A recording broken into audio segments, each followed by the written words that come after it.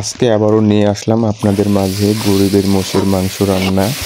আসলে কিভাবে রান্না করি দেখেন, আর আপনারাও এভাবে গরিবানা রান্না আসলে কি বলবো, এভাবে মোষের মাংস রান্না করলে অবশ্যই ভালো লাগবে খেতে। দেখেন, এখানে মরিচ, পেঁয়াজ, রসুন বাটা, আদা বাটা এবং কাঁচা লঙ্কা সম্পূর্ণ সব কিছু দেওয়া আছে।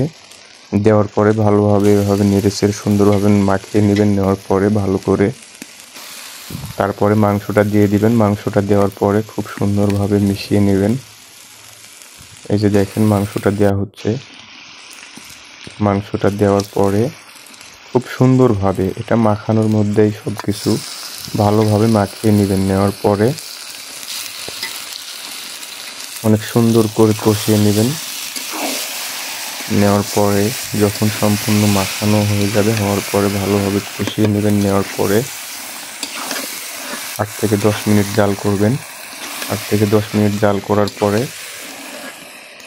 যখন দেখবেন আসলে কি পর্যায়ে আছে, ভালো থাকলে আবার একটু পানি দিবেন। দিয়ে আপনাদের স্বাদ মতো ঝোলটা দিয়ে দিবেন। দেওয়ার পরে অনেক সুন্দর করে সিদ্ধ করে নেবেন। আর আমার চ্যানেলটা অবশ্যই সাবস্ক্রাইব করবেন। অনেক স্বপ্ন নিয়ে একটা চ্যানেল খুলছি আপনাদের মাঝে। ভিডিওটা যেখান থেকে দেখেন অবশ্যই সাবস্ক্রাইব করবেন। আর এই যে দেখেন, মাংসটা কষানো হয়ে গেছে। এখন শুধু ঝোল দেবে। ঝোল দেওয়ার পরে দেখেন অনেক সুন্দর দেখতে। আশা করি খেতে অনেক ভালো লাগবে, মাশাআল্লাহ। আর আসলেই খুব সুন্দর ছিল, মাংসটা খেতে অনেক ভালো লাগছিল। দেখেন, গরিবের রান্না তো অনেক সুন্দর লাগবে আশা করি।